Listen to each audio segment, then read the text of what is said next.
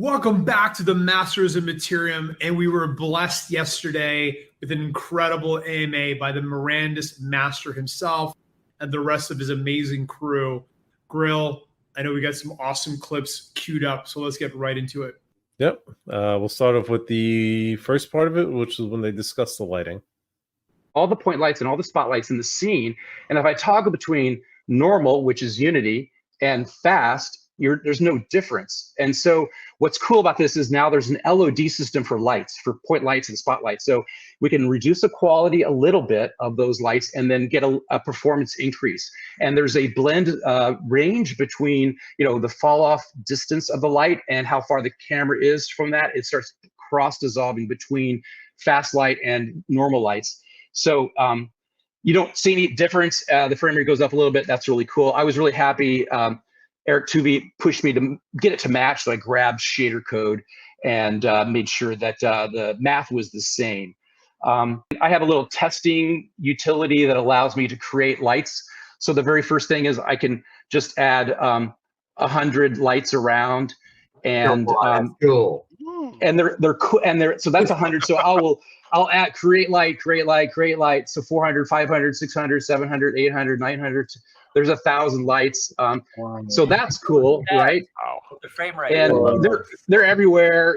These are point lights and 10% are spotlights. I just made 10% spotlights. I wasn't really sure. Spots are drawn with a cone typically, but you can do it as a hemisphere or I'm just using a sphere now to tag the pixels. All right, so this is kind of interesting. Then there's some tuning issues. I can make the lights a little bit, I can make them like white, right, which is more realistic for our game. And then I can make them a little bit smaller and then like dim them a little bit. So this is just going through and trying to manage all the lights. This is actually using the using sort of a render of the world from above, and then using that to say, move the lights so that they stay on the ground, and it's very inexpensive as opposed to just doing a ray cast every What's frame. What's your performance like there, Brad? Well, the 50 something right now. In editor with 1,000 lights moving around. Yeah, but you can actually go to daytime and make the lights darken the world. And so that's kind of interesting, as a black light or a darkening effect, because it's a post-process. Yeah, it's a post-process, so that might be interesting. Could have some shadow demons that make the world dark as they walk. Oh, that's cool. No, it's great for delighting some areas that need to be look, creepier or whatever. That's so cool. Very cool indeed. I mean, we've always commented on how amazing the lighting is on other recordings.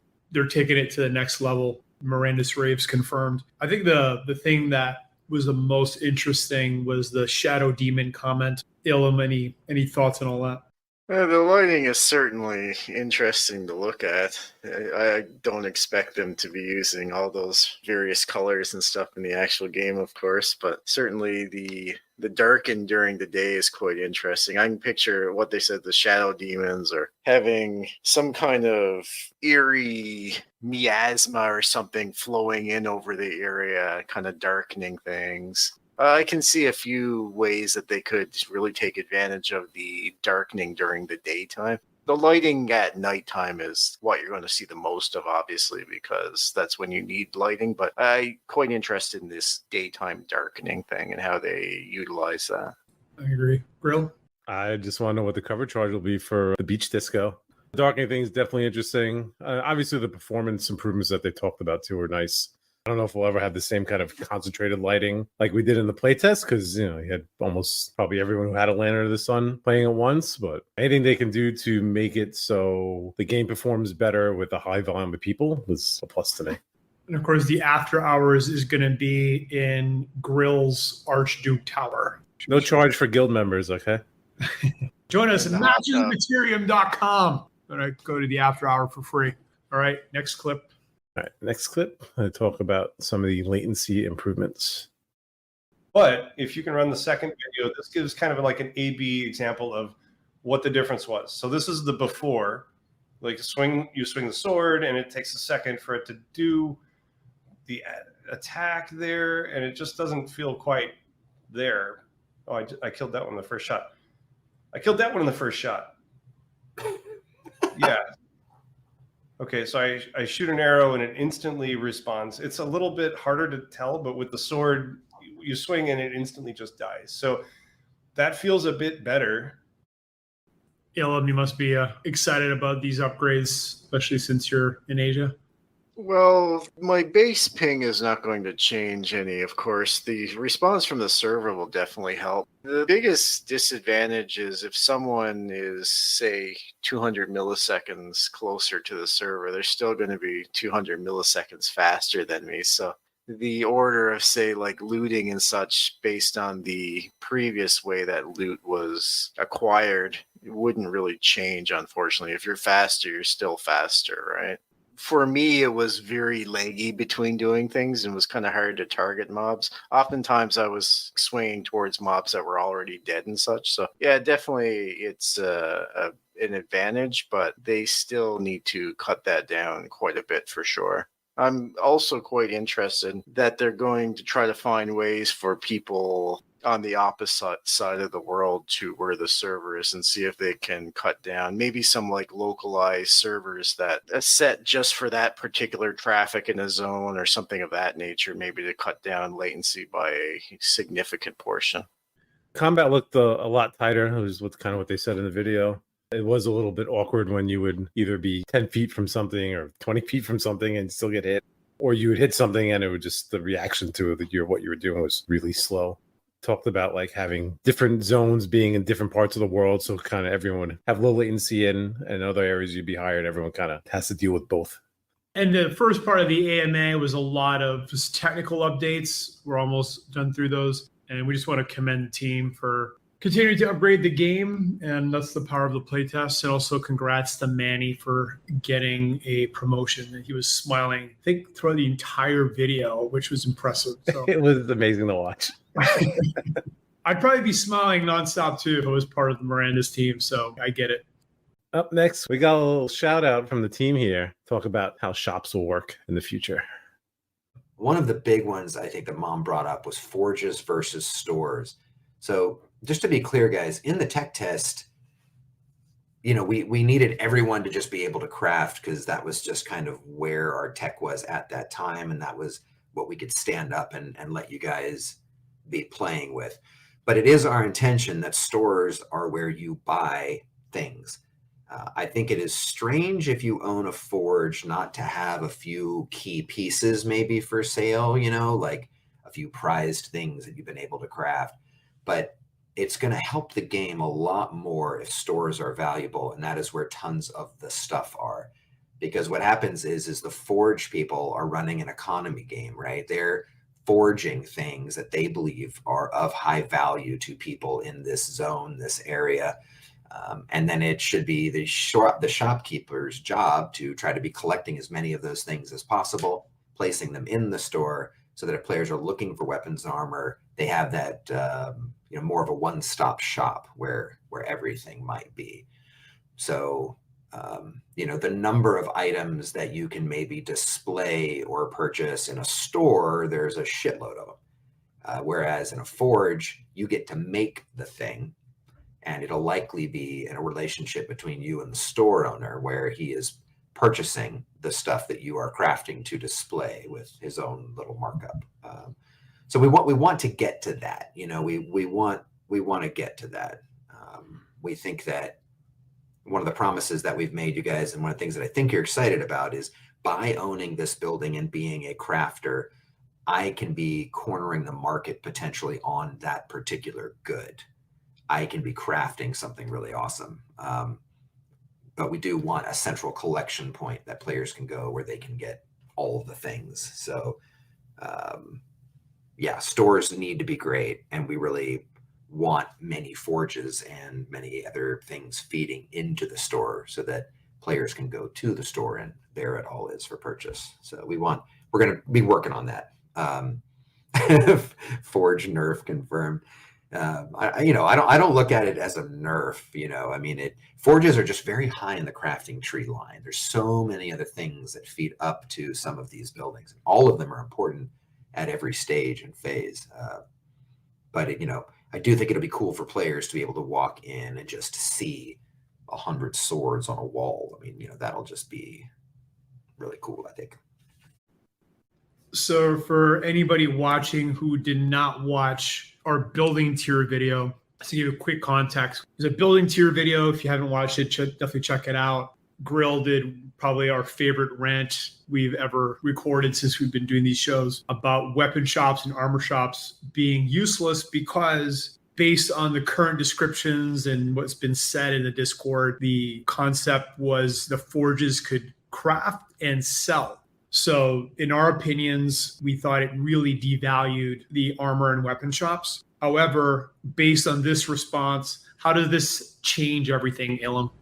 Does increase the value of both the weapon and armor shops at every level, given the fact that the majority of the items for sale will be sold out them. It also does devalue the forges somewhat, given that their capacity for selling their items will be quite limited, meaning that the majority of what they produce will have to be sold outside of their actual shops. With that said, there's still the issue of things such as secondary market sales, selling stuff, and potentially people zone selling as well, which does eat into the potential earning potential of the shops. Now, something that they've mentioned that there will be no text chat will make it a little harder to zone sell as well if you can't put your item up for sale and everyone in the zone see that that item is for sale. Can you elaborate on that piece? Describe what's going on there. So the game will have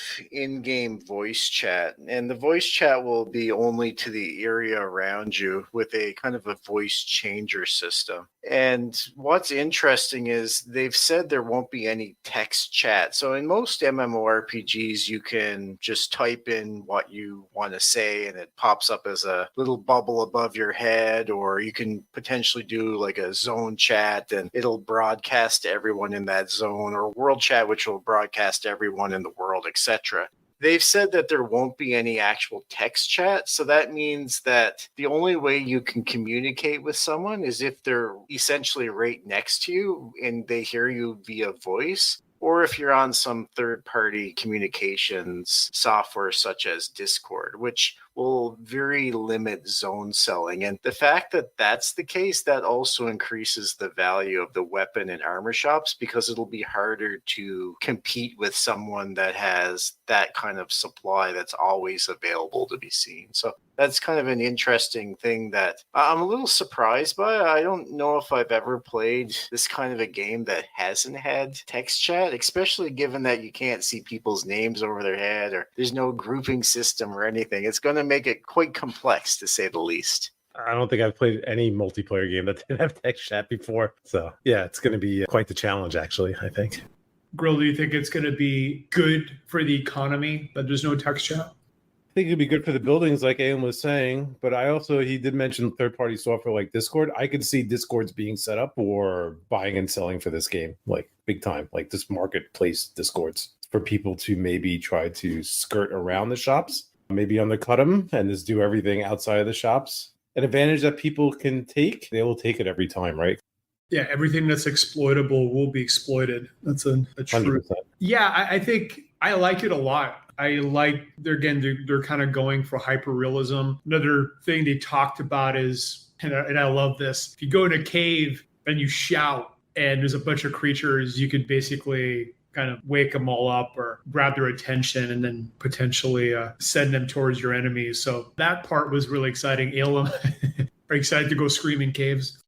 I wouldn't do something like that, man. You Of course. might aggro mobs on the other people. I'd never do something. That'd be terrible. I always try to help everyone out, and there's mobs on people. I try to probably kite them away. Yeah, just like you did during the whole playtest, right? Exactly. I was kiting mobs all the time away from people and definitely not towards others. I definitely kited some mobs right on the hammer during the initial content creator test by accident. All right, next clip. Up next, they discussed a little bit about Sanctuaries, which is something they had mentioned, I think, years ago at this point, and really haven't heard anything since. There was a blog post about it and a little bit of discussion in Discord, and then they kind of disappeared for a while. So let's see what they have to say. About the Grand Sanctuary buildings from that old opera partnership. That came together pretty quick, but I want to be clear on what the spirit of it was. And I reread the document, the blog post that came out, and there's some stuff in there that I don't know if that's really the meat of the feature or why Grand Sanctuaries are cool. Grand Sanctuaries are a way for you guys to engage in charitable donations. That was the thing that really excited us. So we could sell the sanctuaries, and the sales of those proceeds could go to charity, which we dig. But I love in games, we did this at Zynga quite a bit, and it was really nice. It really, really was nice. We could put in the games like, hey, there was a hurricane, and there's an area that's affected pretty badly by it. And you can tap here and you can donate, you can throw $5 at it or whatever.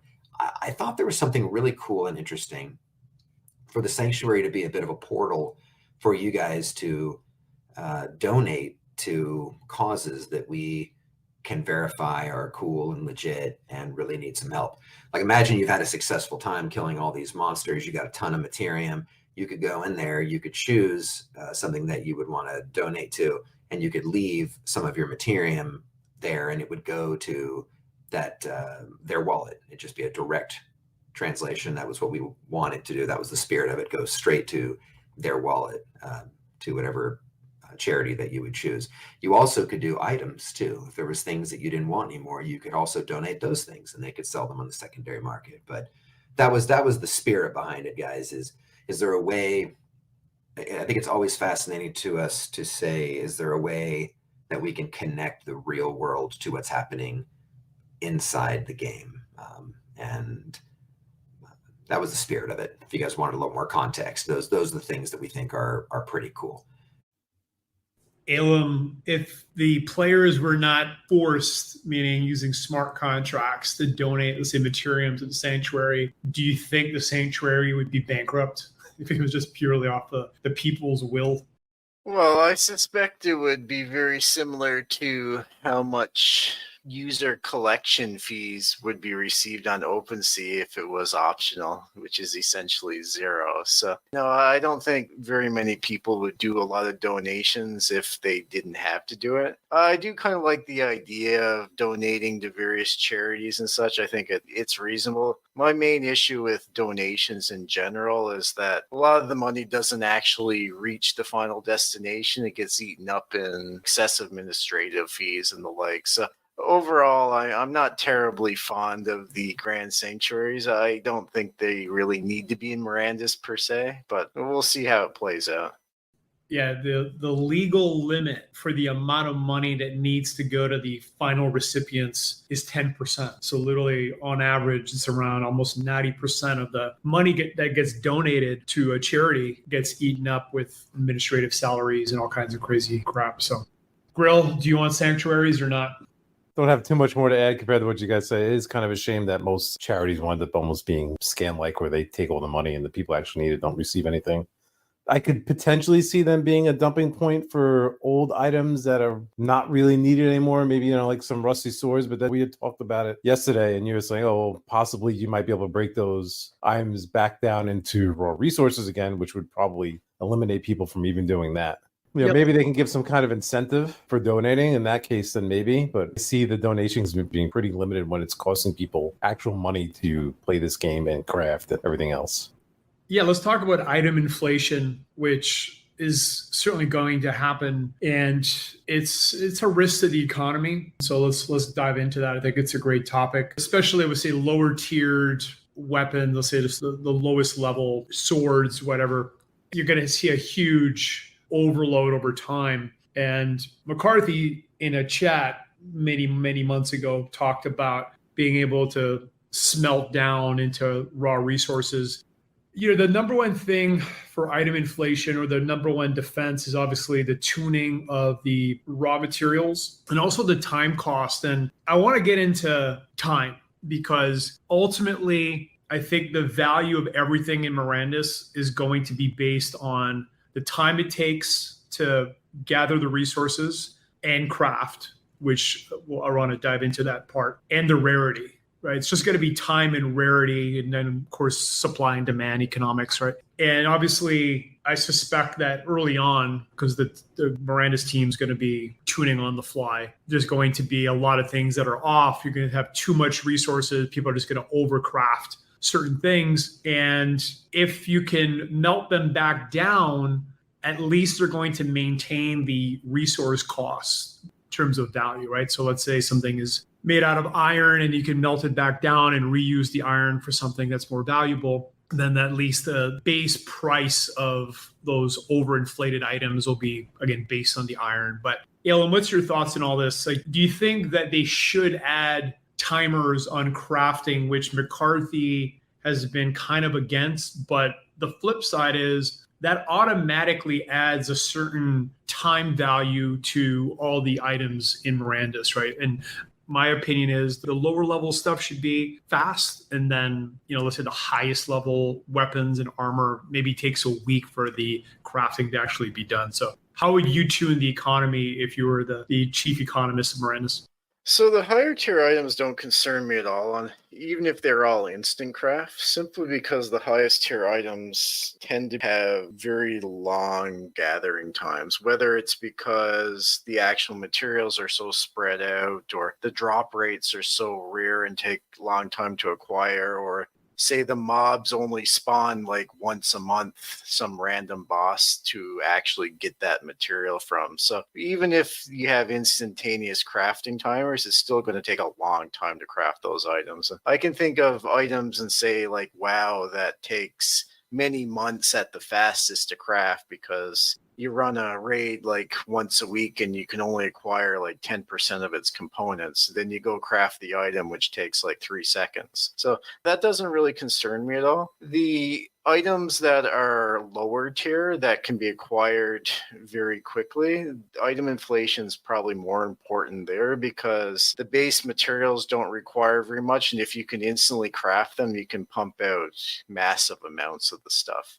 In that case, you need some way to use all of those items. Say in a game like WoW, you can sell them to the vendor, and the vendor has an infinite amount of money that can just purchase whatever you sell them. Obviously, that's not going to be the case in Mirandus, meaning that you need some other way to use those materials. And there's only so many people that are going to actually use those, say, swords or whatever. Meaning that you'll have to break them down, whether that's break them down into base materials to use in other crafts, or break them down in a way where you combine multiple items together to make higher tier versions of the same item, like the +2 sword, or the +3 sword, or whatever. So item inflation is definitely important, but with regards to the actual time, there's so many ways that you can balance time other than just crafting that doesn't concern me too much. Grill, thoughts on all this? Well, how long did it take you to get Thunder Fury in the end? Over a year, because you had to get the bindings, right? And it's such a rare drop. So yeah, it took me over a year to get that one sword, even though the crafting time of it was, I think, like 2 or 3 seconds, something like that. Yeah, so that's a pretty good example of it. The thing is, sitting there and crafting for 5 minutes gets pretty monotonous. Even in WoW, like if you did multi-crafts, you sit there and then I would just walk away from my keyboard for however long it took to finish. It doesn't really add too much excitement in the end. They could make it longer if they did it where crafting was like a rotation and there was abilities that went along with it. That'd make it a little bit more exciting, like you're actually playing the game a bit. But just sitting there and having a timer tick, or you watch your guy swing a hammer for 10 minutes, to me doesn't really add much value to the items. Where the real value comes with like cooldowns or rare drops or things that are hard to farm, limited mobs or one-time mobs or anything like that. I think that's where the real friction comes from in the crafting chain. The other limiter is going to be storage in shops. We talked about storage, obviously, on the building video quite in depth. And early on, it's not going to be a problem. But let's fast forward, let's say a year or 2 years into the game, people's inventories are maxed out. Storage is going to become a real limiter to just producing a bunch of cheap things, because a lot of players are just not going to have the space for it. So that's another variable. Ilum, thoughts on that? Yeah, that's definitely the case. When storage becomes more and more valuable, people are going to fill those slots with higher and higher value items. That means that either more storage needs to become available, which increases the value of storage, or people simply utilize the storage they have more optimally. So you'll probably see some combination of both of those things, but definitely given the high enough item inflation, storage does become important. Early on, though, storage will be of far less importance. Yeah, I guess to summarize, I think we can expect a lot of lower tiered item hyperinflation early in the game, and the team will tune the resources and the drops and all that stuff over time. And I think it'll become a non-issue after a long time. All right, next clip, Grill. Donate all that extra stuff to Sanctuaries. See, come full circle now. Up next, a little discussion on cemeteries and death. Small cemeteries versus large. You're selling something that players don't want, because players will adapt to not die as much. I would agree that players will adapt to not dying as much. They won't want to die. But, I mean, you guys played the last tech test, right? You're there, you have a handle on the situation, you're geared up well, but, you know, maybe someone is bringing over a bunch of brutes and you didn't see that coming, or you didn't, you know. It's a very dangerous world, and the rewards are going to get pretty awesome if you can push deep into that world and put yourself in danger. So I have a very hard time believing that players will not be dying. I think we're going to try to kill you a lot, but only if you just get crazy. I mean, if you just run into a dungeon and look at me, oh, splat, Major nod to Ilum.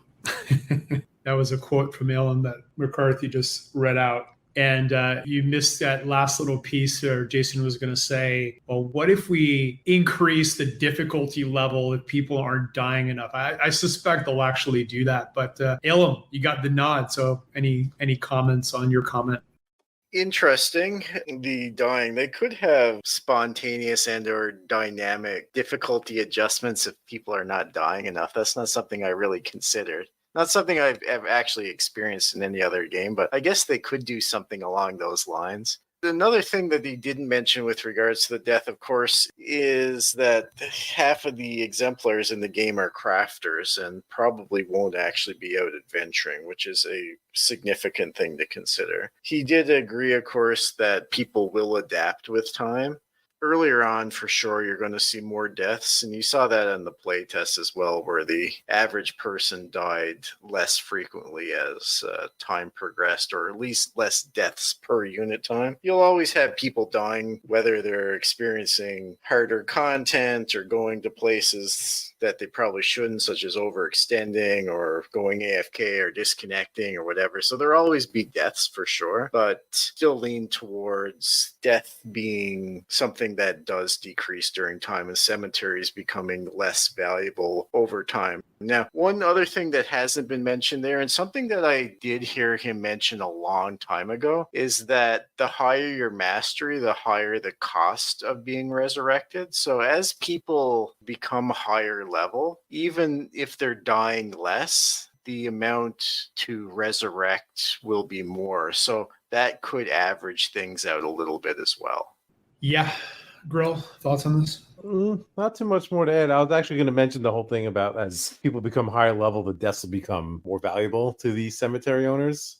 Like I said, that could balance things out a bit. But yeah, I don't think that much changes from what I previously thought or what we previously thought about death and dying and the whole people trying to avoid it and whatnot. Just in general, as people get better at the game, they're just going to die less. That's every game I've ever played, at least every MMO. I don't think there's anything like groundbreaking here. There's one key utility to the cemetery, which I think I talked about a really long time ago in one of our videos, which is for, let's say, mom's raiding teams. If we build a raiding team, and of course, people are free to join or not, we can hand out keys, meaning that those players would essentially resurrect for free. And I think there's tremendous utility in that. I think it would allow us to be hyper aggressive and kind of be fearless. So that's going to be, I think, a really key strategy as a guild. So again, make sure you join us, mastersofmaterium.com. This was the biggest disappointment for me as a player. So what McCarthy said they're going to do is, as you're shifting zones, you're going to essentially get an alert to the level of danger that's going to be in the zone that you're about to get into. And again, for people that are new, Mirandus is going to be divided into square kilometer zones. So if you're shifting from one zone to the next, you're going to know if it's really dangerous or not dangerous. And to me, that takes away one of the most exciting elements of the game, which is I don't know what's going on. And that unexpected danger or is such a big part of it. So I really feel they're taking away a big part of the rush and the fear and all of those things. So Ilham, what's your opinion on that? Do you think it's a good move? I understand why they could be doing it. I personally don't really like it, though. The awe and mystery of discovery and exploration and not knowing what you're about to experience around the next corner, that kind of experience really gets you more interested in the game and makes you try to play a little bit more cautious and the like. Certainly, it's also much more bearish for people with cemeteries. If you walk into a zone and the zone says, this is crazy difficult, and you're like, oh, well, I'm not going to go there, as opposed to walking into the zone and getting absolutely wrecked. There's some pros and cons to it. My personal thought is that they should just let people go into a zone and experience it for themselves. And if people find that zone is too difficult for them, then they simply go to another zone until they're more capable of delving deeper into a particular area. Grill, what's your opinion on that? And what's your opinion too on the using the cemetery for kind of the elite raids and handing out keys so we can just go and be hyper aggro? On the cemeteries, it all depends on how powerful or good the res is out of those cemeteries. You also have the issues that if you need top tier buffs and top tier food and top tier rest and all that stuff to raid, then just kind of doing the old Zerg strategy, this dying, resing, and running back in, may not really be that effective. We'll know more when obviously we're in game. But until then, it all depends on how strong of kind of like a mobile resurrect and rebuff village or unit or whatever you put out there, a couple outposts, how powerful those are going back into a hard area. If those buffs are strong, then yeah, maybe you can recover locally. If not, then you might have to reset and start further away. The only thing that's a little awkward about that is that if you start further away, you get kind of like one shot at something and then there's a long reset time. It's also kind of janky in its own way. It's going to be interesting to see how they balance that.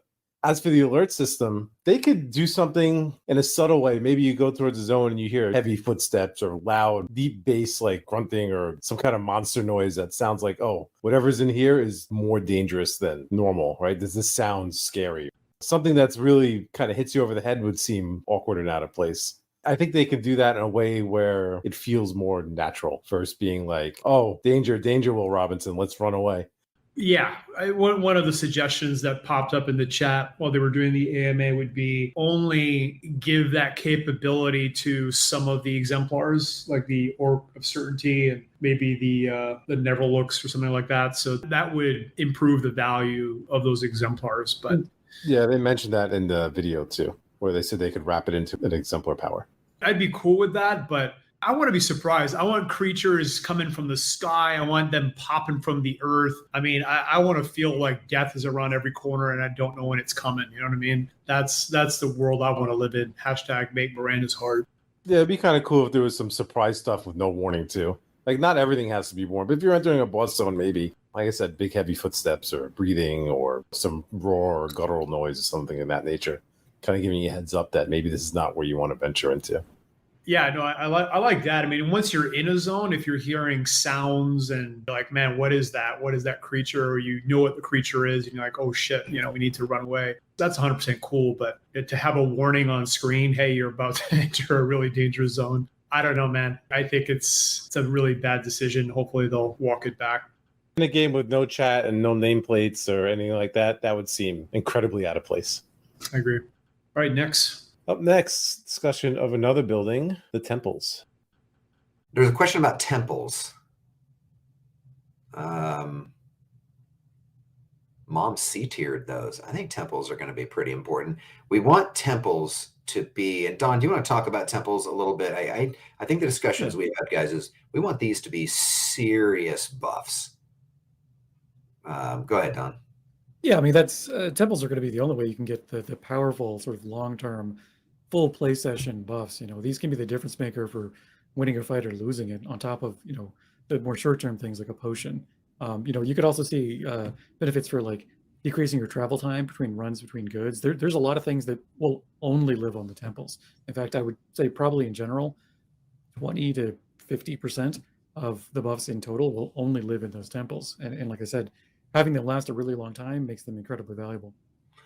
Yeah, think of it like, the games you play, there's a moment where you can be buffed for 10, 20 seconds, 30 seconds. We like the idea that temples are part of your prep for adventure, and you can get a serious blessing there of some sort that can last an entire session. So we think that's pretty cool and makes them important in and of itself. Very unique as well. So Grill, where would you, based on what we just heard, where would you rank a temple now on the building tier video? Well, we said, right, if the temples are kind of a wild card building where if the buffs are really strong and important, they could easily move up a tier or two. You'd probably move them up at least one tier, maybe even two, depending on if you can't play without those buffs or you can't adventure with any kind of real chance of success without them, then they're going to be super important. I mean, you have to interact with those buildings every single time that you log in, or maybe every single hour, or maybe every single death. It all depends on how long those buffs last and how strong they are. Where would you rank it, Elam? I'd move it up a rank. I definitely wouldn't move it up 2 ranks. 2 ranks would push like a basic 10 by 10 temple up to A tier, which is on par with the highest rarity buildings. The other thing about the temples, regardless of how powerful they are, is there's 500 10 by 10 temples, and there's a very small probability that even half of those get placed, just given the total number of deeds that can reasonably use a temple. I do like the idea that they're full session-wide buffs. Kind of reminds me of vanilla WoW's world buffs that you would get that would last several hours and frankly were completely game changer. So much to the point that your combat effectiveness, say at level 60 in vanilla, could potentially be even stronger than 10 levels above that in an expansion, just because of all these powerful world buffs and their synergies and stacking and everything else associated with that. I also like the fact that he mentioned there's going to be buffs that are not just combat related, such as movement buffs, which I guess you could use in combat as well, but it could also be used for things like logistics and potentially maybe even some crafting buffs, which would mean that temples are very useful literally for everybody. And that's what I like to see, something that has more utility, and not just more utility, but utility to a broader audience. I think one of the biggest key statements he says is 50% of the buffs might come from temples. I mean, that's a lot. And yeah, plus the length of them is huge. Here's a couple of topics to get into. One of them is the balance of hunting and raiding exemplars. So if we just look at the type of exemplars are going to be primarily used for hunting and raiding is orcs, halflings to a certain extent, and elves, which, and I'll throw just proud herds, which are not really made for that. It's around 15,000 exemplars, which is 30%, meaning that 70% of the exemplars are crafting. So, Elam, do you think that a lot of players, I suspect just from a human nature perspective, the majority of players, like let's say the more casuals, are going to want to raid and hunt? Do you think it's going to be, and I guess what's cueing this question is there was a question on our Discord, again, join us, mastersofmaterium.com, around exemplar demand for renting. And do you think that the hunting, raiding, exemplar demand for rentals is going to be a lot higher than the crafting exemplars? And it might even force people to go rent pit fighters and things like that to go raiding, hunting, because there might not be enough kind of those really hunting, raiding exemplars to satisfy all the demand. So, in general, as you mentioned, the higher rarity exemplars tend to be more leaning towards exploration. And also, in general, I think people would like to be using the higher rarity exemplars anyway. Given the fact that they're higher rarity, they cost more initially, meaning that they'll probably have higher earning potential. So, that alone would kind of push towards that kind of thing. The other thing is when it comes to the actual exemplars themselves, the crafting ones, there's some exemplars that are very uneven in terms of their building association. Like I'll give two examples. So let's say the goldsmith and the weaver, both which I think are excellent exemplars. However, they're only associated with 310 buildings, 5x5s, the 10x10s, and the 10x20s of their respective class. Meaning that each building is going to have 10 exemplars per building on average. As opposed to, say, let's say you looked at something like the strong hand, which is kind of a jack of all trades exemplar. There's many thousands of buildings that could potentially benefit from, say, a strong hand, meaning that they have more of a broader reach and would probably be higher interest in terms of rental because of their access to various things. Going back to the actual hunting and raiding, I think those will be pretty much constantly rented out. The crafting exemplars, I think they'll be much more competitive in terms of their rental cuts, in terms to actually be able to rent them out. So an example I can give you is, say in spider tanks, you can set the slider anywhere from, say, like 0% to, say, 50%. I think some of the crafting exemplars, you may not be able to get a higher cut from them. Grill, thoughts on this? Yeah, and this kind of touches on a few things that we've talked about through this video. There's also some of the crafting exemplars, such as like green cloaks or the dwarfs, that will be out in the wild and will probably have to do some combat to obtain resources as well, which means they could die, which goes back to what we're talking about cemetery, and would also give people a little more popular just because people are like, oh, I get to leave the village today and go out in the woods or go out into the caves and have a little action. There's also potential where going to, I think we've mentioned this in previous videos, where high tier areas, you might need to bring various different exemplars to fully gather resources. Photographers will also be out in the wild. Maybe you need to bring high level green cloaks to chop down some rare tree, or tree provider to find some rare herb or some new kind of crop that only exists there. It may not quite be 30%. I don't think it'll be much more than that. Maybe some of those exemplars getting a little action and being a little more popular because of that. There's optimal strategy, which very few people tend to do. So I think a lot of people will try to take humans out in the wild and probably get eviscerated by wolves. One thing that came up last night in our Discord, and by the way, again, if you haven't joined our Discord, it's one of the most active for Mirandus chats. A lot of times, a lot more active than the actual Gala one, was the time crafting piece. So Elam Venom asked a great question. He talked about if things are instant, then a lot of these exemplar descriptions, especially on the humans for the crafting ones, implies there's a crafting time buff, which is going to be useless. So they're going to have to tune the exemplar buff on output, either through it produces more of the item or a higher quality. What's your opinion on that?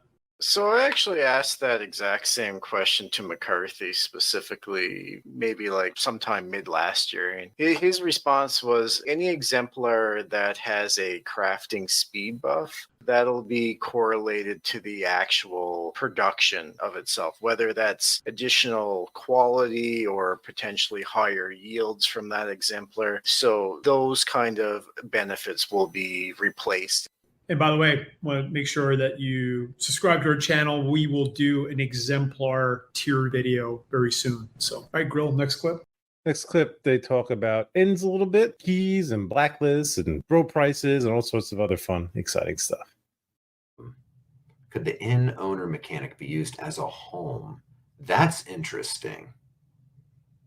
That is interesting. I mean, it does feel very regular medieval for the inn owner to sleep upstairs. I mean, Kavoth, right? Like, yeah, Name of the Wind, guys. If you haven't read it, read it. It's just the bestestness.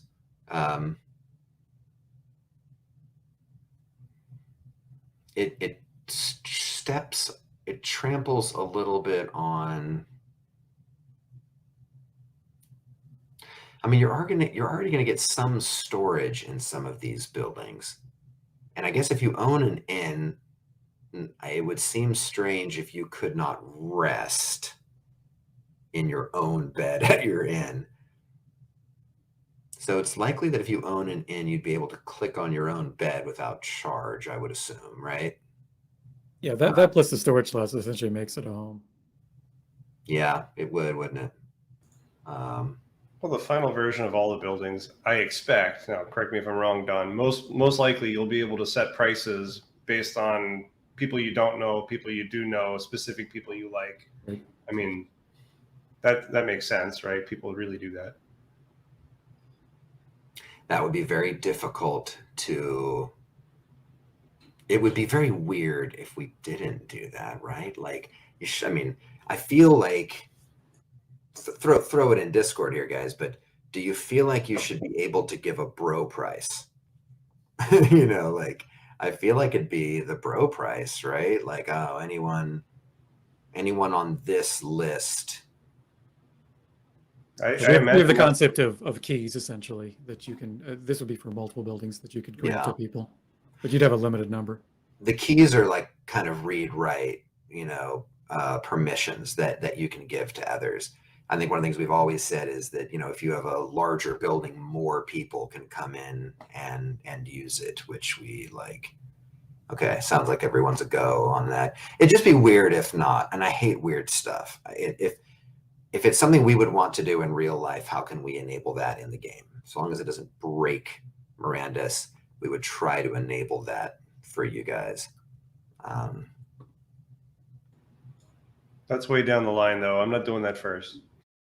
That was always our vision and hope, was that we could provide guild discounts to all members. Ilum, any thoughts on all this?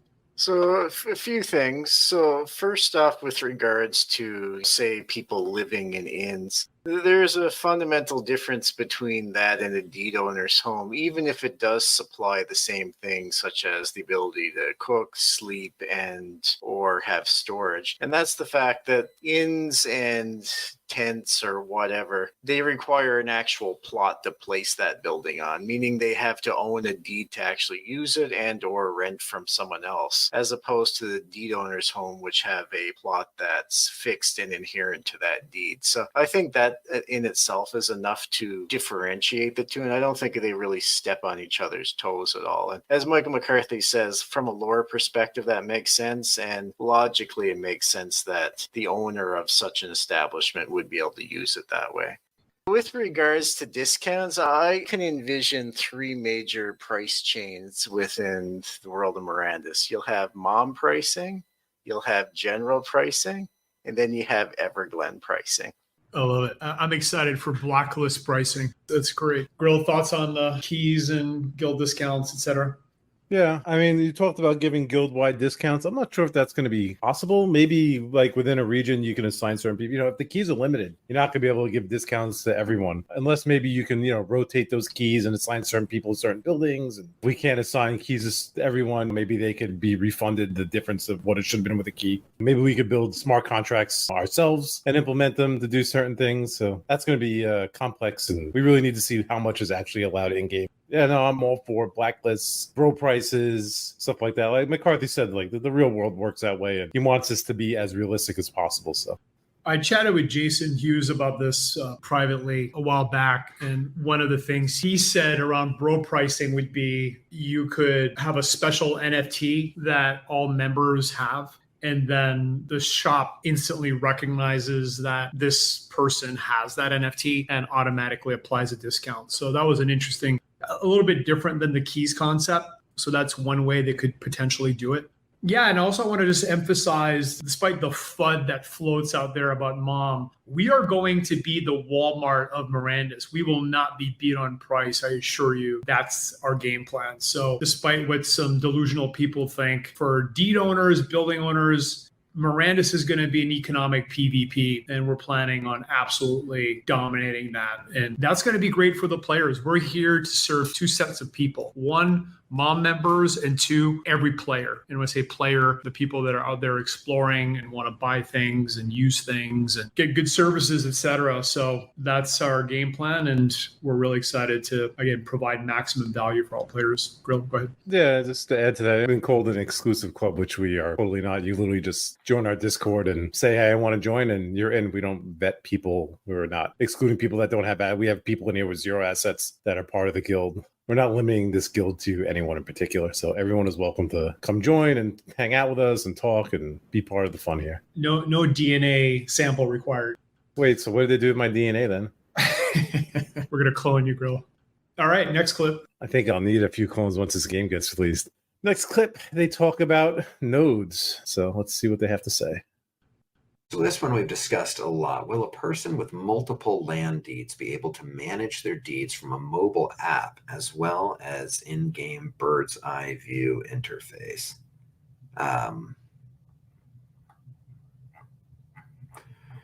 That's one of the things that we've talked about that we like. So if we think about nodes for Mirandus, let's just brainstorm this for a second. We have not sold nodes for Mirandus because we want to have an incredibly clear idea on their function in relationship to the game. We want them to be working on stuff that the game needs and distributing the load away from AWS or from something else and getting that back into your guys' hands. That's kind of the whole point of decentralizing. We really dig that. And so until we have like a super awesome cohesive plan for it, I don't think we would sell nodes. But one of the ideas that we loved about nodes was, what if the nodes were a bit of a portal into your world? Meaning you can't always be in front of your PC. So if you're out and about, could you, and you have a node, could you access that somehow on a mobile device and maybe kick off a few crafts inside your store? Or, if we ever were to release an NPC, the NPC would be kind of you via this node, via this app, kind of connect them together and make it that you maybe could even communicate with people inside your game. So if you're not online and someone comes into your store, how cool would it be if there was somebody behind the counter, someone over there banging away on the blacksmith, and you maybe had some way to communicate with people who wanted to speak to you even through your device to them, or kick off crafts or manage your store. So I don't know, we think about that kind of stuff a lot. We want you guys to be able to engage with the game in some meaningful way, even if you're not in front of the computer. And if that got wrapped into node ownership, I think that'd be really cool.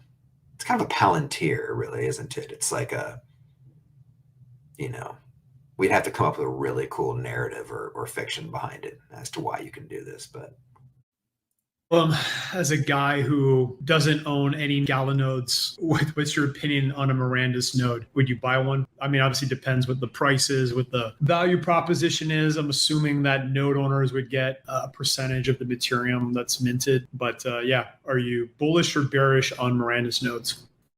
As you mentioned, I'm not the most bullish or pro nodes in general. I think such value could be just given via something such as an NFT. I don't see particularly why it would have to be a node per se. With that said, I suspect that they will be quite useful, and I do like the idea of the Mirandus node. Again, with that said, I probably wouldn't actually purchase a node. I'm just kind of anti-nodes in general. Just don't see the reason for them. They don't really actually do anything within the Gala ecosystem. Literally any nodes don't actually really do anything. You could potentially argue the spider tanks ones do things, but again, that could easily just be an NFT add-on that would provide some additional benefit and payouts or coordination with other NFTs and the like. So you know that they're going to sell nodes at some point. They sell nodes with essentially every game that comes out. So it's just a matter of the value proposition, as you said, and whether or not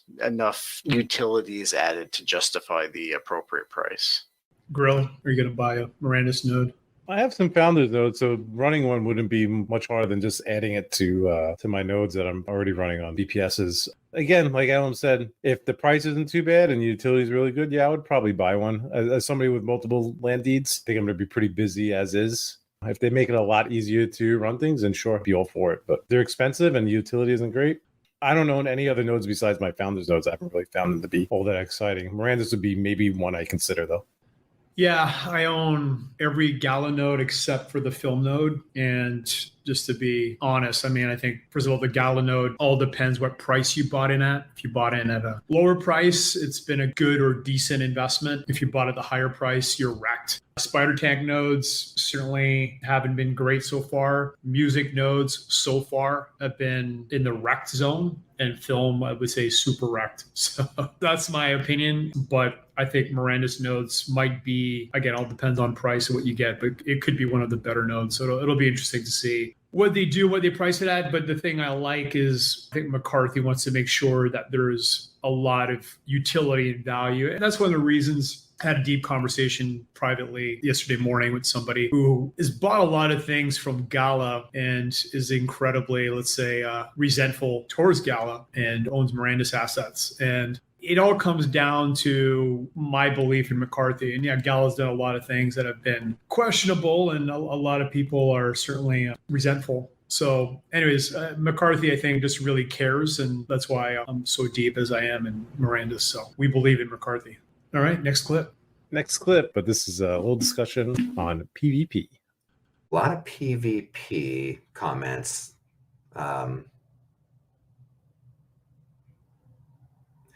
No elves in the forum. That's hilarious.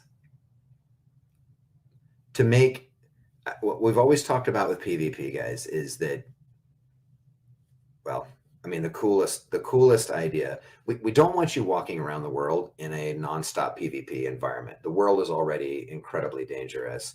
And if it was 100% PvP, that I think would ruin the experience. It'd be that Ultima Online lightning bolt in the face for every noob situation. And I really want you to be aligned around pushing out into the world and working together. What we like, the idea for PvP is arenas. That's what we like. And to be more specific, arenas like people can, like the forum, come in, take a seat, watch it happening.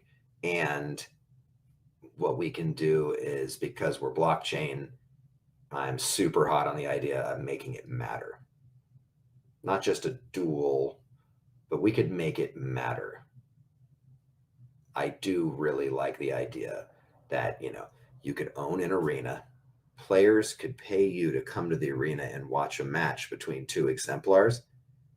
And whoever loses, we burn that NFT. They're gone, dead forever. That exemplar is now removed from the system. Just burn that NFT, like sign a contract, like a true life or death match. That would be insane. Yeah, pay-per-view. Exactly. And that might be a little too far, but not in my book.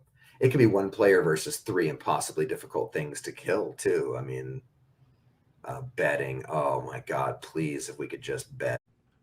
I love how excited McCarthy got on the betting piece. So it's confirmed now. We really have three types of PvP. We're going to have arena, which I'm assuming will come later on. We've got economic PvP. And again, that's only going to matter for deed owners and building owners. And obviously, again, if you're one of those, make sure you join us, mastersofmaterium.com. And then we're going to have a third type of PvP, which will be revealed in a second. Yeah, Elam, what's your message for the kumbaya people that think there's no economic PvP going on? Well, that's what I excel at mostly, and certainly the vast majority of the time I'll be doing with stuff will be on that front. Like, obviously in the playtest, that wasn't all that relevant, so I focused more on things such as rating and that sort of thing. But when the game's actually launched, I expect to be focusing pretty much on spreadsheets pretty much the entire time, and I'm quite devoted to maximizing everything to the absolute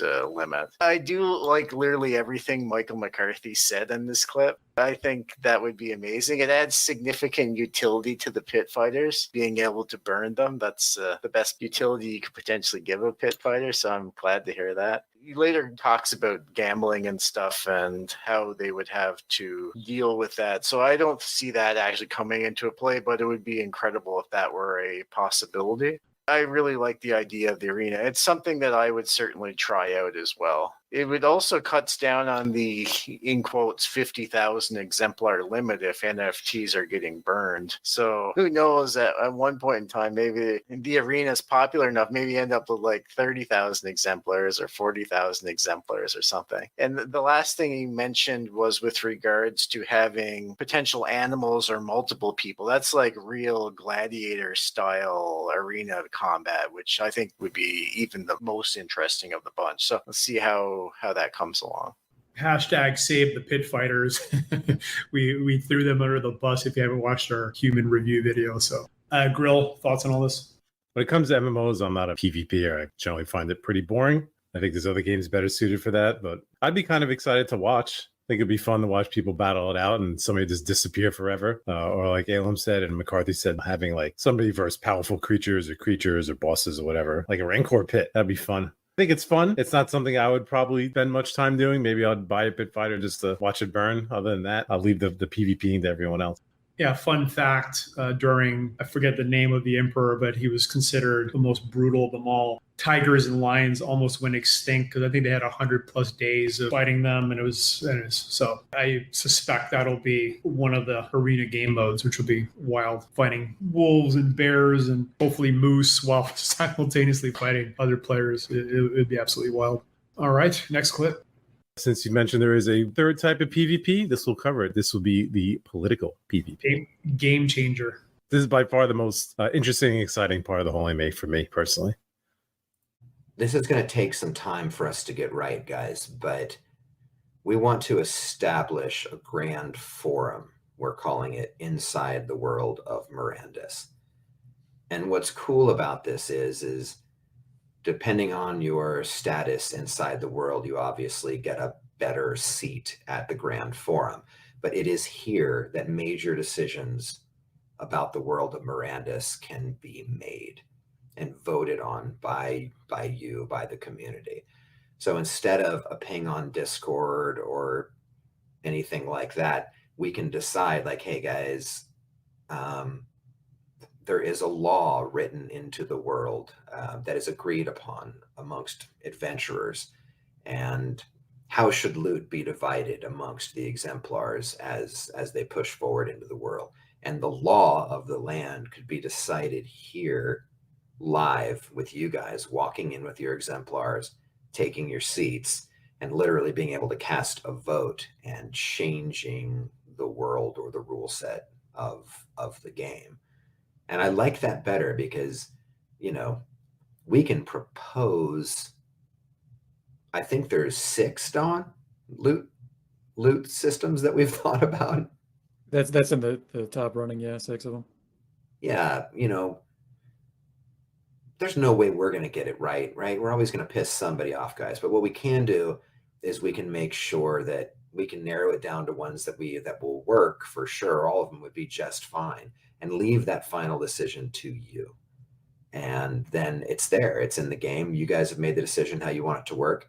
And then we can vote later if that doesn't seem to be working. But what I love is I love Web3, man. I love the decentralized nature of it, this voting mechanism. But instead of it being faceless, I think it's really powerful to develop the grand forum and have you guys be able to show up in game, talk to each other about how you want the vote to go. Maybe if you have a high enough position in the world, like the kings and the princes and archdukes, maybe they get to speak to the entire forum for 30 seconds and pitch why this vote should go this one way or another. But however the vote sorts out, it could be a part of the law of the land. That could even be posted for players to read, which I think would be really, really cool. Do you guys like that idea of being able to come into the game in person and make votes that would change the world? Grill, are you ready to go and do epic speeches in the forum? Doing these YouTube videos is good practice, even though it's just the three of you. I guess I'm speaking to the world already, but people that have supported the system as much as possible deserve to have some say. They've spent their money and think they should have a stronger influence in the game for sure. Ilham, how do you think this is going to change the world of Mirandus? So first off, I'd like to say I very much like this idea. It's quite interesting. Certainly, Grill and I in the past said political relations and stuff is going to have a significant effect within the game. They actually have a more traditional setup, something like this grand form. And it does kind of make me wonder if there's going to be more than one form or potentially have a form per zone. Based on the seats that we saw there, the 5 large seats, they all have kind of like the sun emblem on them. So it almost looks like this is potentially related to, say, the Citadel of the Sun. It also has that kind of that whitish look to the building, maybe that marble-ish look as well. The other thought is, those 5 seats could be 5 different kings or some other potential deed. Now, we did try to add up all the different seats and try to correlate those to deeds specifically, but it didn't match exactly. So it could be just concept art. But with regards to the actual world, as you guys know, Mom has a significant amount of deeds, especially large deeds. 2 archdukes, 5 dukes, and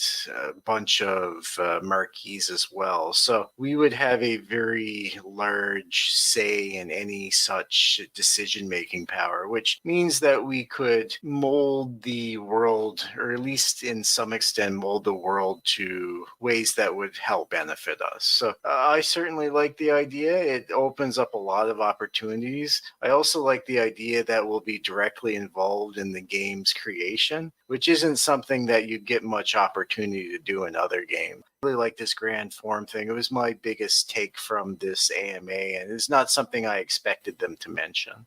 Yeah, it's literally a game changer. And do you think they're going to do weighted voting, Ilham, based on your deed size? I would suspect there's some weighting. If I were to guess, it would probably be related to the cost of your deed. So let's say the end price of the Duke was 100K and the Archduke was, say, 300K. I'd kind of expect that an Archduke would probably get 3 votes to the Duke, and the Prince, being twice the Duke, would probably get like 2 votes, etc. At least that would make sense. He did mention that he wants to provide value essentially equivalent to what people have purchased. So that would make sense. That also would mean that the kings get a very significant say.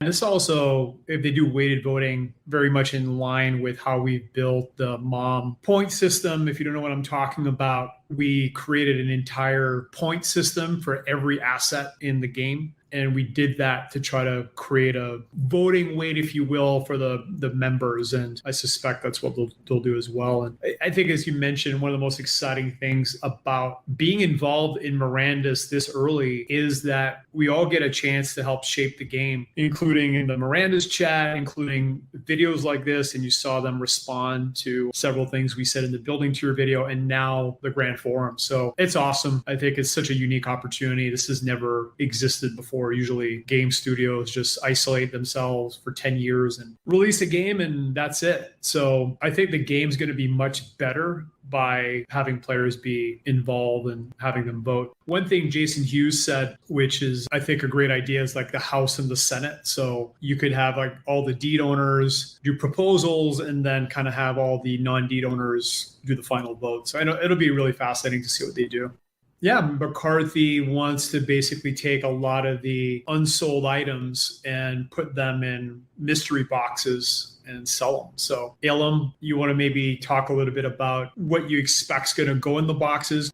So in terms of unsold items, I don't expect them to sell items that haven't been sold, period, such as the tanneries, stonecraft shops, outfitters, etc. I think it's more along the lines of things that have been up for sale that just didn't fully sell out. So things like Lanterns of the Sun, caravels, wharves, certain deeds that they held on for themselves. For example, Gala with withholds 10% of all assets. So they could put some of those up for sale. Very similar to what we saw in the May Mayhem of 2022, where they had the deck of time and the items that weren't traded for the reward pool were listed for sale at the original store prices. So you could see similar things like that all thrown together in a random loot box. And they did mention that the value of these loot boxes on average would be better than the current OpenSea sale price, meaning that gives some potential flip potential and earnings potential as well. Of course, the downside associated with that is anytime that you have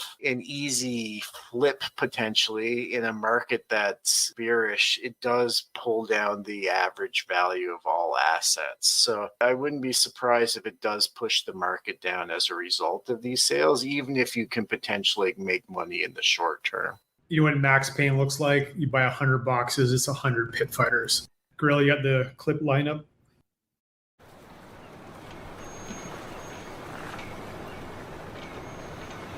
So the King's Galleon, guys, was able to make it to the shores of Mirandus, no problem. But other ill-fated adventurers tried to make the trip themselves and failed. And what was aboard their ship? And the idea is that the treasure aboard their ship is basically everything that we have in the store and in our vaults at Gala. For those waves looked awesome. No, that was a real clip. Anyways, so it'd be interesting to see obviously what they price it at. But he did mention potentially throwing in like some really high level deeds. So yeah, it could be a great opportunity, and it'll be definitely interesting to see what happens there. You mentioned throwing in an Archduke. I also like how he said like the other ships didn't make it, just as the Kraken kind of pops out of the water there in the background. Yeah, when Kraken AMA, it keeps popping up in a lot of art and video clips. Seriously. Awesome. A lot of coppers there. And I thought you were only going to get coppers out of the tavern. So it looks like you can just go grab them on the beach. They're just laying there. They're in the beach disco. Now, we have one final clip that was released on Discord just after the AMA, but is part of the development progress, so it is added to this video as an addendum. In this video, you can see the progress made on first-person self-shadows, which is a significant improvement over previous.